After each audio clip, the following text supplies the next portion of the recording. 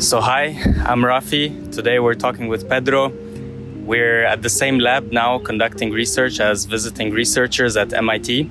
And even though we ended up here at the same time, similar time frame, obviously we had different journeys and career paths. And I think it's important to, hear different perspectives, see other people's journeys. There's no right or wrong, but hopefully it inspires at least one person. So Pedro, I'll let you introduce yourself. Hey. Like Rafi said, everybody has very different paths. I came here from Portugal. I was born there. I did my high school there, did my bachelor's in Portugal too.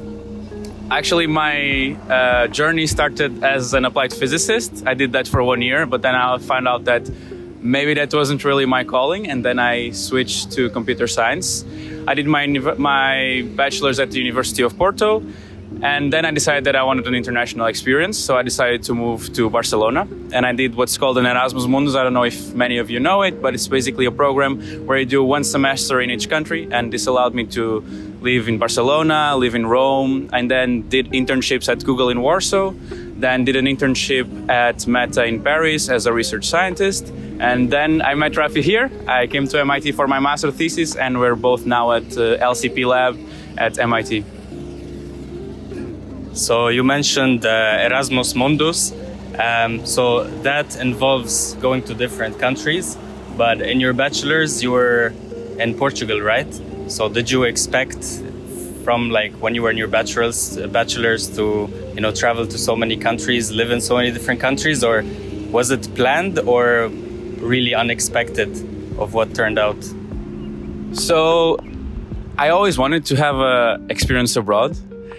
I always thought that the shape of that experience abroad would be like just an Erasmus semester abroad, like typical European thing. But actually, it turned out to be a lot more countries and a lot of different experiences. Like I said, always wanted to be abroad, but it definitely did not expect to do so many countries and such a different type of experience, because I did internships outside of Portugal. I did university, also came to the States.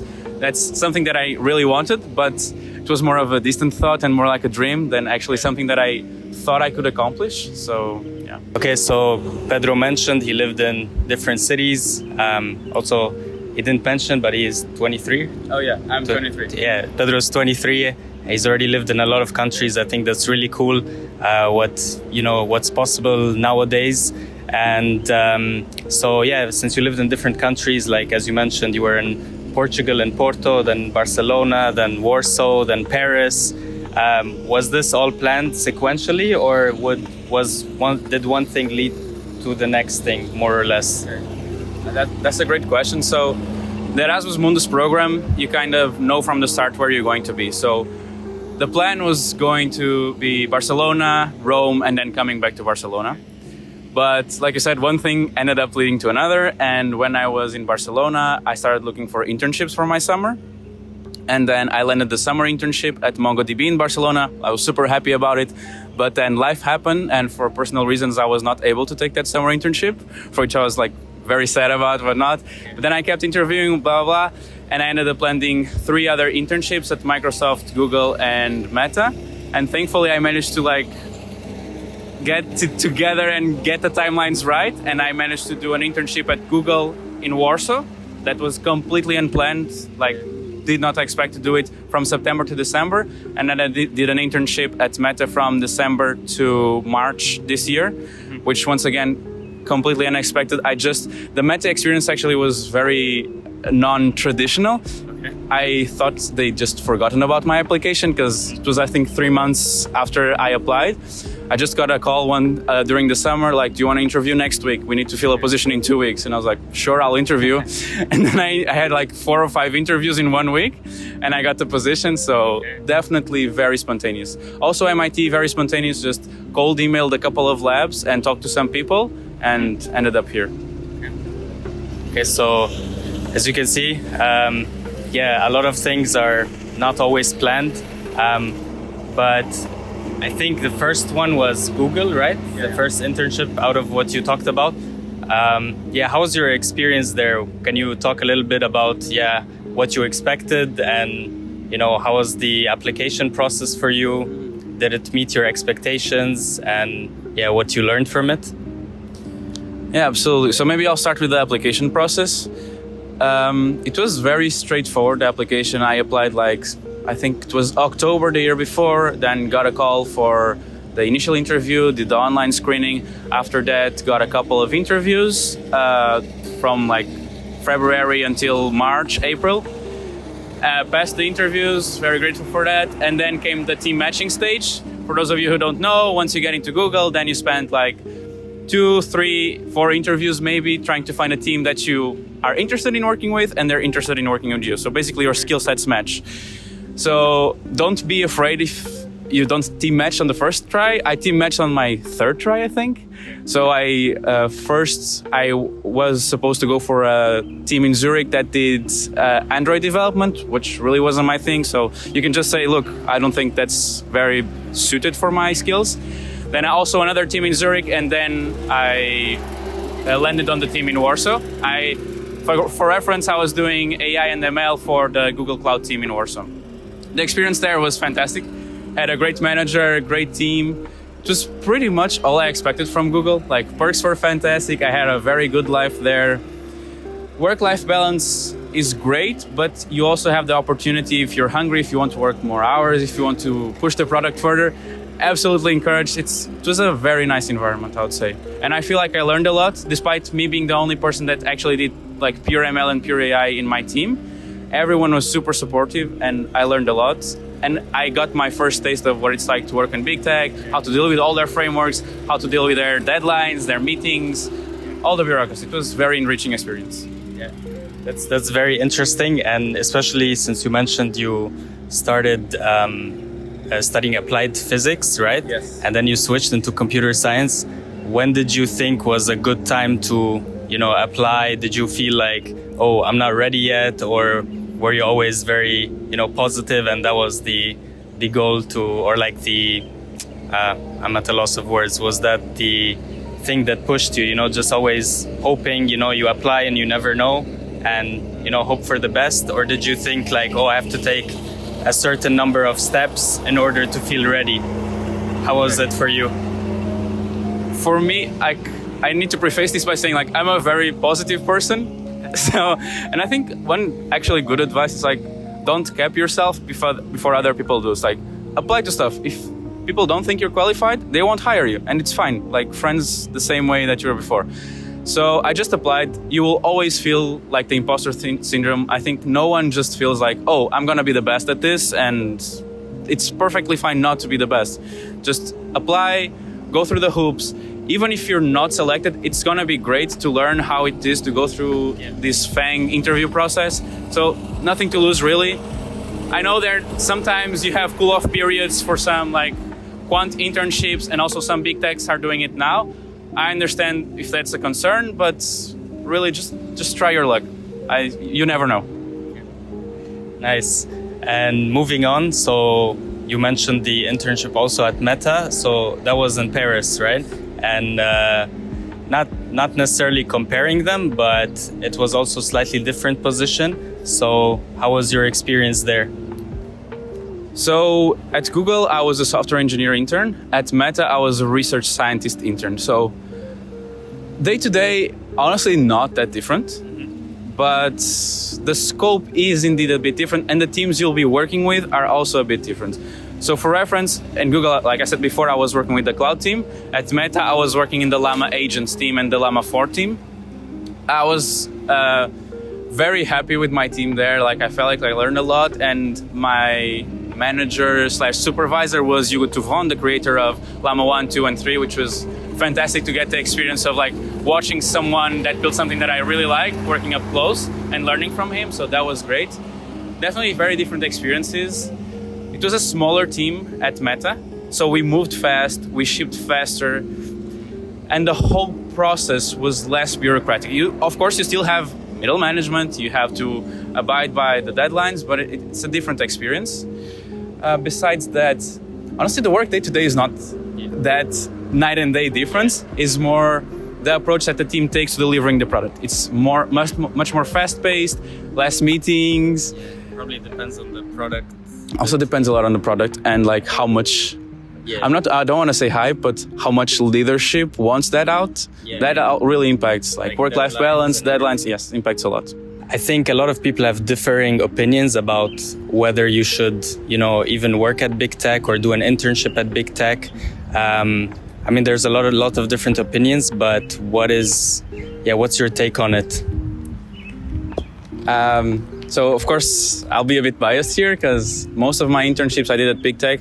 I also worked in Portugal in a consulting company, but I don't think that's a relevant experience here. I think what you mean more is like startup versus big tech experience. I would definitely love to have an experience at a startup, and I think I still will before I finish my studies.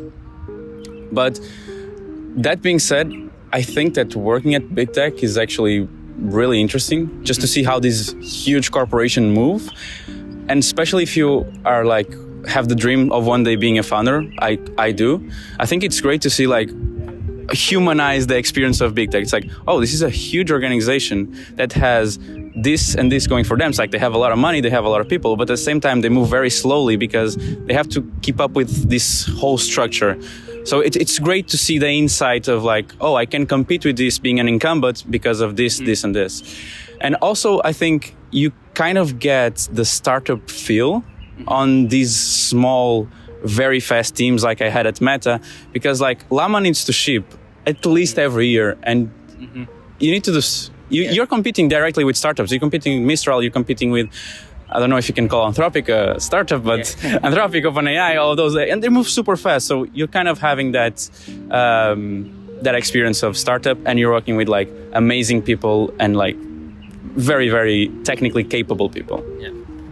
Yeah, makes total sense. I think it's important to see that they're also human beings like the rest of us. And moving on to that, prefacing it with that, how is it now being at MIT? So as you said, you did a lot of cold outreach, and I think a lot of people underestimate how powerful that can be. So how did the process look like for you? So the process for me was, like you said, cold outreach. It was like emails pretty much every day, trying to reach out to people, being like, oh, I saw you at this conference. I saw this research of yours, like, and be genuine about it. Like, people can obviously tell if you're just emailing for the sake of emailing, and they feel like one more number. Like, be honest. If you saw the person at a conference, say if you saw some paper that they put out that you found interesting, talk about it, and be strategic and a human when you do cold outreach. For here, that was the process. And also I was lucky enough to have a warm introduction because I had a friend of mine that I met at University of Porto that had already worked with the lab. So he kind of did the connection. I worked with the lab for like 6 months, trying to understand what they did, trying to see if I actually liked the research that they were doing. That was the case. So I talked with my PI, my current PI, and he was like, yeah, it would be great to have you here. So here am I, 1 year later, working at MIT. Okay, very nice. And especially for young people probably wondering like, oh, I do want to do an internship at Google or do research at MIT, or just anywhere else but go abroad. In terms of technical skills, so we're mainly focused on like AI and machine learning. Do you think there's a good time to apply for those kind of things, or is it very individual based on interests? What's your opinion about that? So when should people go for these opportunities? As soon as they enter uni, before university, after their bachelor's, etc.? Okay. So I think this depends. Okay, like you said, I'm going to talk from the ML AI perspective because that's the world that I know of. So let's say you just got into uni. I think it's great like to do extra stuff outside of uni from the get-go. So go to clubs. I used to do entrepreneurship clubs, associations. I know you're with Tum AI, so stuff like that. It's amazing for your first years, I would say, and even later down the line. But also, for example, Google, I know not all companies do this, but Google, for example, has step interns, which are interns from first and second year. This is a fantastic experience because they get the exact same experience that I did in Warsaw. And I would say it's even better for them because step interns always come in pairs. So you usually paired with another step intern and you go through the process together, which is great because once you make friends for life, which are probably interested in the same things as you are, and it's overall a fantastic experience. And you learn from older people, also older like as in 30 plus that are already in the world, and older as me, which is just 2 years down the line and maybe can give more concrete advice, or you can see, oh, I like what this guy is doing and he's just 2 years older than me. Maybe I can ask for a referral. Maybe I can ask, oh, how did you get there? Pretty much what we're doing here, but on a coffee chat. For research, I think it's easier to get involved from the start. Like second year of uni, you can offer some value to the labs, and also people are happy to just teach you. You don't need to always be providing value to people. Like people are usually very nice and they want to teach you stuff. Besides that, of course, I know I don't, like I said before, like don't cap yourself. But if you see that a position is like 5 years of experience, 3 years of experience, maybe don't spam, because the likelihood that they will just open an exception for you is not very high. So read the description of the jobs. Don't randomly apply. It's fine to apply in bulk, but don't randomly apply. Read the description. If the description fits you, like apply to it. Like anything is possible. Okay, awesome. Thanks, Pedro. Now moving on to where you've lived. Do you have a favorite place out of the places you lived, or an experience that you can't forget in a specific place? I have a lot of experiences, but favorite place, it's hard. There was I think Barcelona and Rome are very different from, let's say, Warsaw, and then Boston experience is very different from anything I experienced in Europe.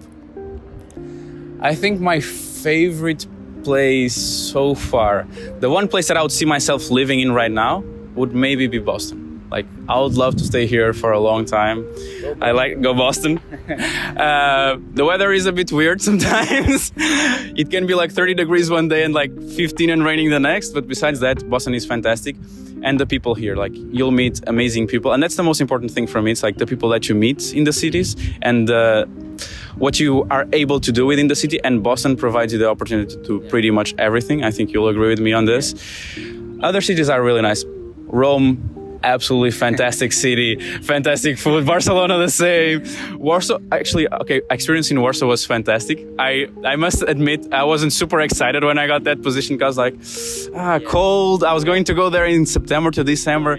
I come from Portugal. We have good weather. I was like, snow, I don't know if I'm used to this, but it was great. I really felt at home, felt super safe. People were so nice. Like, I had a fantastic experience there. I would say that Warsaw was one of the places that felt most like home, despite being so different from Portugal. And if you zoom out, so you've been to a lot of different cities, a lot of different companies, a lot of different projects. How do you keep the momentum going? You probably have to switch context a lot, right? You stay a few months in one city, move to another. Do you ever feel like that impedes your learning or diving deep in a specific subject, or you try to always connect it somehow? Okay, that's a great question. And the Erasmus experience was amazing, and moving countries every 4 or 5 months, it's great. You meet a lot of people. It really enriches you, and I feel like I'm a very different person than I was 2 years ago when I started on this journey.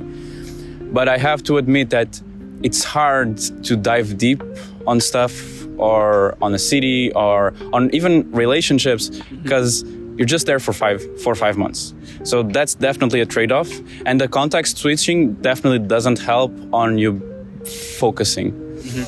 Also, every 4 or 5 months, I need to look for another place. I need to look for a house. I need to move. Yeah. So the logistics are not ideal. I have to admit that. But it's a trade-off that at this point in my life, I'm happy to take, because what you get out of it is very, very nice. As for the momentum, it's very tiring, like, because as you noticed, like, I'm constantly applying, I'm constantly working, looking for housing. It's like everything is happening in parallel, and that's a skill you develop. Like, it's a bit overwhelming in the first months, but then it's like, okay, this is my life, and you just deal with it, and it definitely becomes a part of you. I think, once again, a skill that you learn, not ideal, but definitely very, very nice to have. You like my brain when I'm looking at No, don't worry. like it's the same. Words, I'm like, okay, I forgot words. Now I speak basic English. I'm like looking at the camera and then I forget, like, what am I doing? And then I start to think about the word in Portuguese, and it's like, I'm not gonna say this shit because I'm sure this is not the direct translation. Sorry? Oh, sorry. Yeah. Okay, we had to move because they're mowing the grass here, but yeah, apologies for that. It's also really hot. But yeah, anyways, moving on. Out of the cities you've lived in, do you have a favorite food in each city? So in okay, Porto's your home country, but like Barcelona, Warsaw, Paris, and Cambridge/Boston. Okay. So Porto, it's an easy one. It's francesinha. For those of you who know, you know, like, it's fantastic. Like 2,000 calories a sitting, but it's amazing. Yeah, it's a bomb in calories, but it's great. So let's take it in order. Barcelona. I'm a very big fan of paella and sangria on a summer afternoon. Very nice. Italy. I'm gonna pair this to the drinks pretty much all the time. So Aperols and pizza is fantastic in Italy, especially by the sea. Warsaw, pierogis. Can't go wrong with pierogis and beer.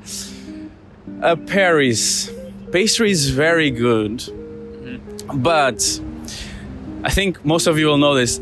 You know that beef with green sauce and unlimited fries? Like, it's called le halal l'entrecôte, I think. I actually don't know it. Apologize for my French. Like, I know I don't pronounce it right. I don't speak French, but it's very good. It's like beef, and you can steak, and you can have all the fries you want with the amazing sauce. It's like for lunch, or for lunch, yeah. And Boston, lobster roll is very nice. You should go for a lobster roll here. Okay, fast food, because you're in America. So fast food, Raising Cane's. Raising Cane's is very good. Not sponsored. We're not sponsored, but if you want to sponsor, we're happy. Raising Cane's. And Chipotle. We go there every day, so if Chipotle wants to sponsor too, we're very happy. And Cava. Okay, cool. Thanks a lot for the insights, Pedro. And since you move a lot, what's one thing you always keep with you? Be it like physical or some mental model or mindset? Okay. Physical, nothing much. I travel very light. I always keep one big suitcase, and that's what I travel with everywhere.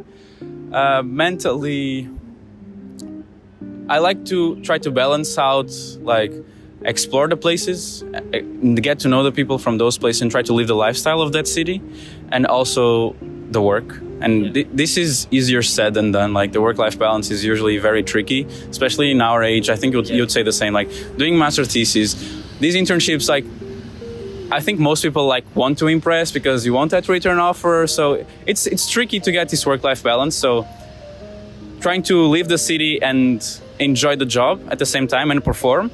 And also, when it comes to mental models, one thing that I always like to do when I come to a place or when I start an internship is like set a goal. Like, where would I like to be? And be realistic about this. It's also not easy to be realistic, especially when you're a bit delusional like me and a bit too over-optimistic. But yeah, I got me to places, I guess.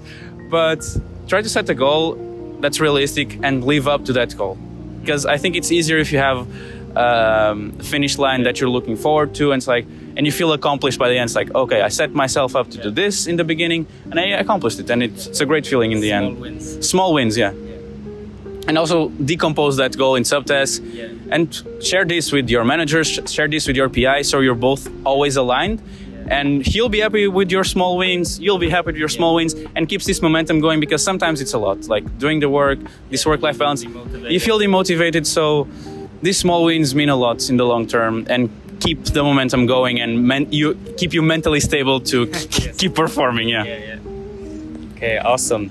And so yeah, as we've been talking here, we try to normalize these experiences. Also, I know when I was young, I would look up to people, interning at big companies or, studying at, one of the best universities, not to undermine or downplay these achievements, but just to say, sometimes you have to believe in yourself and,